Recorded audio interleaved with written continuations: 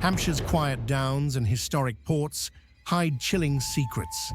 From ruined abbeys and haunted manors to ghost-filled cathedrals, these 10 places still echo with tragedy and restless spirits. Netley Abbey.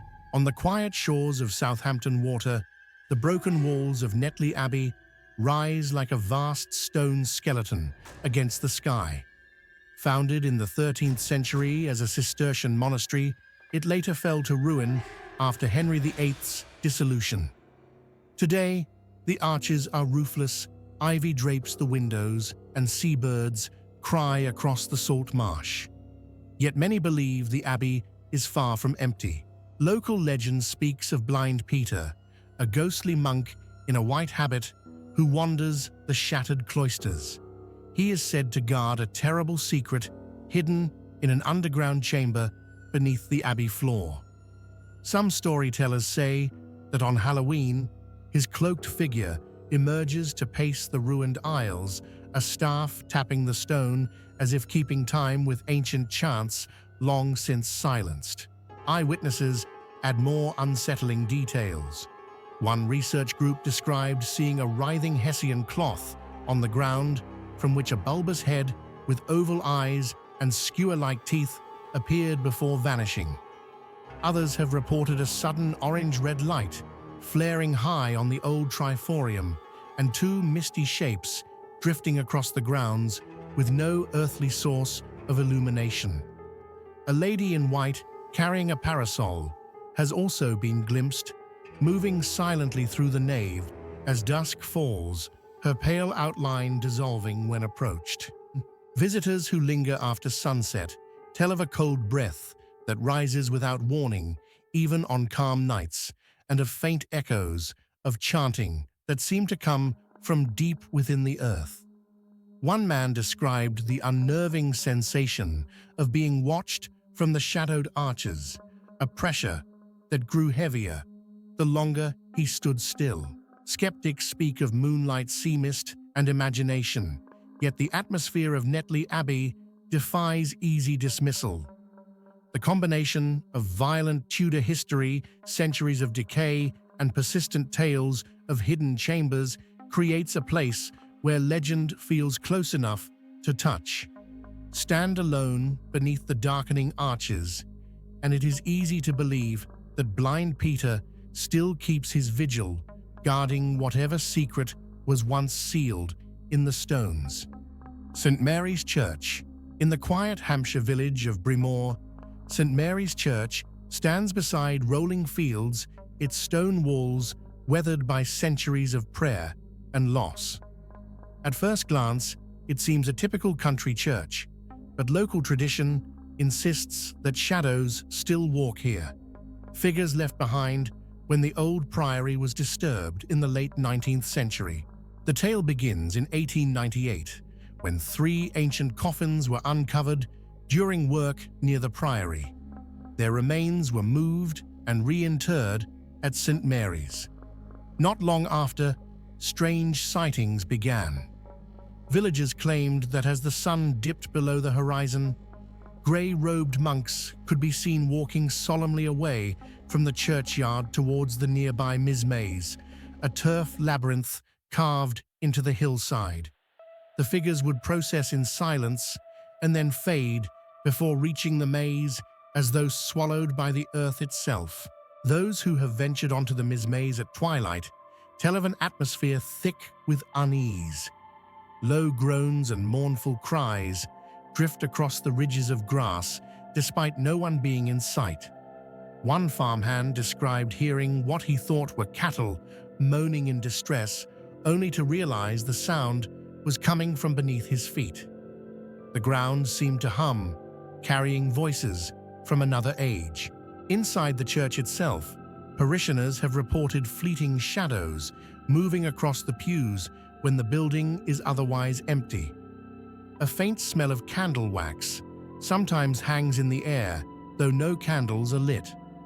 One visitor, kneeling in prayer, felt a sudden hand on his shoulder, firm yet unseen, urging him to rise. When he looked around, the church was silent. bathed only in the fading glow of stained glass. Skeptics attribute the tales to tricks of light and the acoustics of the open fields. But for locals, the story of the displaced coffins explains the restlessness. Perhaps the monks, unsettled by their forced removal, still walk the path to the Maze in search of peace. Whether one believes or not, to stand at St. Mary's as dusk falls is to feel history pressing close, a weight of unseen company that makes even the most rational mind hesitate. Curle's Passage. Deep within the ancient heart of Winchester Cathedral, a narrow covered walkway, known as Curle's Passage or the Slipe, connects the quiet cloisters to the bustle of the outer close. By day, it seems no different from any other medieval corridor, cold stone underfoot, vaulted arches above. Yet, as evening draws in, a strange oppression settles here, as though the air itself remembers darker times. Visitors describe an uncanny feeling the moment they step beneath the low arch. Some speak of a sudden push in the back, strong enough to make them stumble, as if an impatient hand were hurrying them forward. Others feel an abrupt cold band of air, like a rope of winter, threading through summer warmth, though the cathedral's stones hold heat long after sunset. Even the most level-headed admit that their footsteps echo too loudly, as though someone unseen is pacing them. Local legend suggests that the Slipe was once a route for the dead. Centuries ago, coffins were carried through this passage to their resting places beneath the cathedral. Some believe that the phantoms of long-buried monks and townsfolk still trace this final path, brushing against the living in silent procession. A verger in the 1970s reported that while locking the south doors, he heard soft chanting that faded into a single sigh, though he was quite alone. Others tell of more personal encounters. A visiting chorister practicing late one winter evening felt a sharp tug on his cloak and turned to find nothing but empty stone. He left by a different route and later vowed never to cross the Slipe after dusk again. Tour guides, careful not to frighten children, often steer groups away from the passage at closing time, saying only that the acoustics can play tricks. Perhaps it is indeed acoustics and shifting drafts that create the sense of an invisible escort. Yet those who have felt the sudden shove or heard soft footfalls at their heels speak of an intent that seems all too deliberate. In Curle's Passage, the centuries blur, and even skeptics quicken their pace, eager to step back into the safety of Winchester's lamplit streets. Basing House. In the quiet village of Old Basing near Basingstoke lie the weathered ruins of Basing House, once the grand seat of the Marquess of Winchester and among the most magnificent Tudor mansions in England. In 1645, during the English Civil War, this proud royalist stronghold became the site of brutal conflict. For months, soldiers loyal to King Charles held out against parliamentarian forces. Twice, they repelled assaults. But when Oliver Cromwell arrived with heavy cannon, the final siege began. The house fell in flames, a quarter of its 400 occupants were slain, and the stones were torn down for other buildings. Today, the grounds look peaceful, yet at dusk, the air changes. Visitors speak of unearthly cold patches and a faint smell of smoke that lingers even on windless days, as though the fire that consumed Basing House still smolders in memory. From the empty stairways of the visitor center come slow, deliberate footsteps when no one is inside. Guides have heard the hollow ring of armored boots across the lawns, fading before they can follow. Some say that Cromwell himself returns drawn to the scene of victory. A tall shadow, broader than any living man, is sometimes seen crossing the earthworks where cannon once thundered, leaving an icy trail in the warm summer air. Others report the sudden vision of royalist soldiers in tattered uniforms standing guard for a moment, before dissolving into the dusk. Perhaps most striking is the recurring scent of burning wood and gunpowder rising suddenly and vanishing like a memory too strong to die. One late evening visitor described the eerie sensation of a battle replaying just beyond the senses. Muffled shouts, a boom like distant cannon, and the ground itself trembling underfoot. Whether these experiences are echoes of that violent siege or simply the mind's response to lonely ruins, the effect is undeniable. Walk Basing House at twilight, and you may feel time fold back to the desperate final hours of 1645, when fire and steel ended a chapter of England's history and left spirits restless among the stones. A Coven of Witches. In the heart of the New Forest village of Burley, Hampshire, stands a modest shop known as a Coven of Witches. At first glance, it appears no different from other quaint village stores, its windows dressed with herbs and charms for visitors who come seeking a touch of woodland mystery. Yet locals whisper that something deeper lingers here, a presence older than the 17th century timbers that frame the building. Centuries ago, this quiet hamlet was no stranger to accusations of witchcraft. During the days of fear and superstition, women were tried and sometimes executed for dealings with spirits of the forest. Some of those old stories fasten themselves to this particular site. The current shopkeeper speaks softly of a phantom black cat that roams the interior. Shoppers have felt a soft brush against their ankles only to look down and find nothing there. Others have glimpsed a sleek shadow, darting between shelves, vanishing as it reaches the back wall.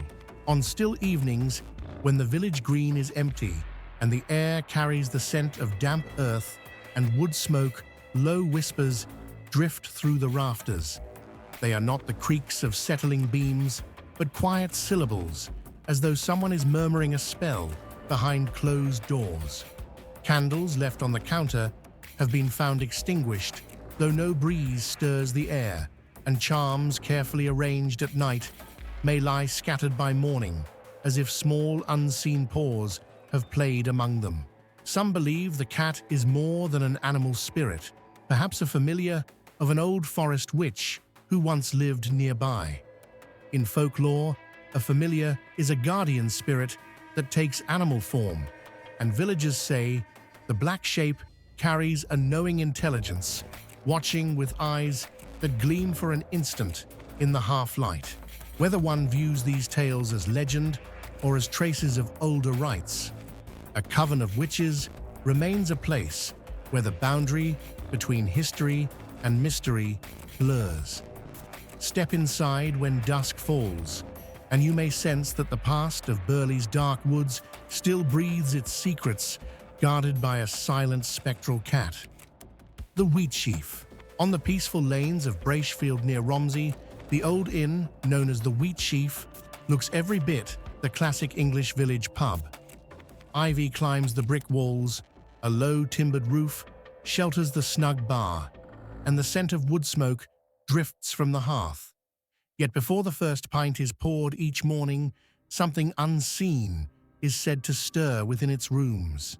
Landlords tell of an ill-defined shape that waits in the corner of the front bar at dawn. It is never fully human, yet never just shadow, a faint outline that fades when approached. Staff arriving early sometimes feel a sudden coolness as they set tables, as though a silent guest is already seated and watching.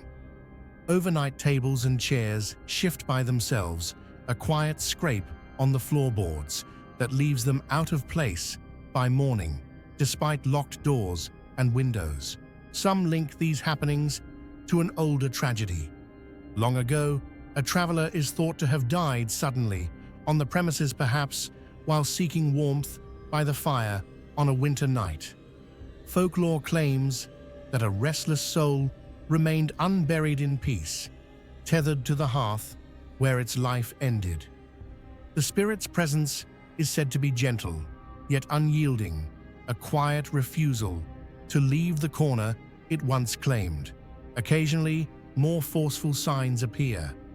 A sudden knock echoes in empty rooms, or a mug left on the bar slides slowly across polished wood. Patrons have felt a faint pressure on their sleeve, as if someone brushed past, and dogs pause at the threshold, ears pricked at a sound their owners cannot hear. Though investigators find no hidden drafts or structural quirks to explain the movements, the Wheatsheaf's regulars treat the activity with calm respect. To them, the pub is shared with a courteous ghost, a companion from another century who simply keeps watch over the morning quiet. Whether born of local legend or lingering spirit, the Wheatsheaf's unsettled corner remains part of its charm. Visitors who linger after closing sometimes describe the same sensation, that when the last door is locked and silence settles, the house is not entirely empty and never truly sleeps. Old Bishop's Palace. Amid the quiet lanes of College Street in Winchester, the remains of the old Bishop's Palace rise like a broken memory of power. Stone arches frame the sky, ivy clings to crumbling walls, and at dusk, the air seems to deepen into something colder than mere evening. For centuries, locals have whispered of phantoms that still walk these haunted ruins. Witnesses speak of a ball of light, gliding across the upper walls, a soft blue glow that hovers at the very top of the shattered palace before vanishing into darkness. On moonlit nights, visitors have seen a ghostly figure in Tudor clothing, standing by an arched doorway halfway up a sheer wall where no staircase remains. Some describe the figure pausing as though listening to distant music before fading into the stones. Even more unsettling is the echo of battle that drifts through the site. On calm evenings, the clang of steel and the deep boom of cannon fire have startled late walkers, as if fragments of a long-forgotten siege are replayed on a loop. Some historians link the sounds to the English Civil War, when this part of Winchester saw bitter fighting, but no earthly source has ever been found. Those who linger report sudden gusts of icy air, striking without warning even on summer nights. Footsteps echo in the empty cloisters. A few visitors have claimed to feel a faint tug at their coat or a brush of unseen fingers along the ruined stair. Dogs, normally eager explorers, grow still and refuse to climb the remaining steps. Legends say that bishop soldiers and servants who once lived and died here never truly left. The palace was a center of wealth and intrigue, and its fall left stories unfinished. Some believe the glowing orb is a bishop guarding lost treasure, others that it is a soul-seeking final absolution. Whether the phenomena are echoes of battle-restless spirits or the imagination stirred by ancient stone, the old bishop's palace remains a place of majestic silence and quiet dread. As darkness settles over Winchester, the ruins seem to breathe with the weight of centuries, hinting that history here has not quite ended. Abbey Hall. Close to the ruins of Netley Abbey, the elegant yet quietly brooding Abbey Hall hides a reputation far more unsettling than its gracious facade suggests. Though outwardly peaceful, those who lock up late or pause in the entrance hall after dusk tell of sounds and movements no living visitor could explain. Caretakers have long reported sudden bangs and heavy thuds that travel through the corridors when the building is empty. In the entrance hall, a child's laughter rings out unexpectedly light and playful, yet strangely hollow, as if carried on a breeze from another century. At other times, there are deep, drawn-out groans that seem to seep from the very timbers. Objects here seem to have their own will. Chairs are found shifted across rooms overnight, and carefully arranged displays can be scattered as though tossed by unseen hands. A cold, breath-like sensation often passes along the stairwell, even on warm summer nights. One staff member spoke of feeling an invisible presence brush past strong enough to raise gooseflesh. The hall's proximity to the ancient abbey feeds the belief that its restless history still spills across the grounds. Some say the laughter belongs to a child from the monastic community's hidden past, perhaps buried without ceremony. Others wonder if the thuds and groans recall the slow collapse of medieval walls or the secret penances of monks long forgotten. Visitors sometimes glimpse a fleeting figure at the end of the corridor, no more than a pale suggestion that fades as quickly as it appears. On certain winter evenings, the air seems to thicken, carrying the scent of damp stone and old wood smoke, as if centuries of quiet prayers and sudden tragedies are briefly alive again. Abbey Hall remains a working building, but when the last light is switched off and the night settles in, its deep silence becomes deceptive. Those who have lingered after closing speak of an atmosphere that presses close, a reminder that the past here is never entirely at rest, and that the laughter of unseen children can be far more unsettling than any scream. Abbey Hall, close to the ruins of Netley Abbey, the elegant yet quietly brooding Abbey Hall hides a reputation far more unsettling than its gracious facade suggests. Though outwardly peaceful, those who lock up late or pause in the entrance hall after dusk tell of sounds and movements no living visitor could explain. Caretakers have long reported sudden bangs and heavy thuds that travel through the corridors when the building is empty. In the entrance hall, a child's laughter rings out unexpectedly light and playful, yet strangely hollow, as if carried on a breeze from another century. At other times, there are deep, drawn-out groans that seem to seep from the very timbers. Objects here seem to have their own will. Chairs are found shifted across rooms overnight, and carefully arranged displays can be scattered as though tossed by unseen hands. A cold, breath-like sensation often passes along the stairwell, even on warm summer nights. One staff member spoke of feeling an invisible presence brush past strong enough to raise gooseflesh. The hall's proximity to the ancient abbey feeds the belief that its restless history still spills across the grounds. Some say the laughter belongs to a child from the monastic community's hidden past, perhaps buried without ceremony. Others wonder if the thuds and groans recall the slow collapse of medieval walls or the secret penances of monks long forgotten. Visitors sometimes glimpse a fleeting figure at the end of the corridor, no more than a pale suggestion that fades as quickly as it appears. On certain winter evenings, the air seems to thicken, carrying the scent of damp stone and old wood smoke, as if centuries of quiet prayers and sudden tragedies are briefly alive again. Abbey Hall remains a working building, but when the last light is switched off and the night settles in, its deep silence becomes deceptive.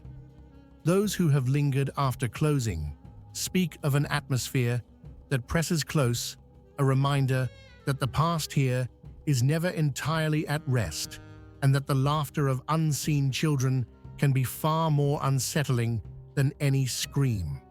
Wymering Manor, on the northern edge of Portsmouth, where quiet suburbs now stand. Wymering Manor keeps watch as the city's oldest recorded building. Its story stretches back to the 11th century, when it was mentioned in the Domesday Book and once belonged to King Edward the Confessor. Behind its Grade II listed walls, layers of history, medieval stonework, Tudor timber, Georgian refurbishments create an atmosphere where time itself seems unwilling to move on. The house has gained a formidable reputation for paranormal activity. Visitors and investigators often speak first of the shifting sounds, slow, deliberate footsteps in empty rooms, creaking doors that open without a touch, and sudden crashes that echo through the stairwells yet leave nothing disturbed. Shadows glide across the old hallways and vanish at corners that give no shelter. Particularly unsettling are the reports of child spirits. Soft giggles drift along the upper corridors, and faint crying can rise and fade like a breath in the dark.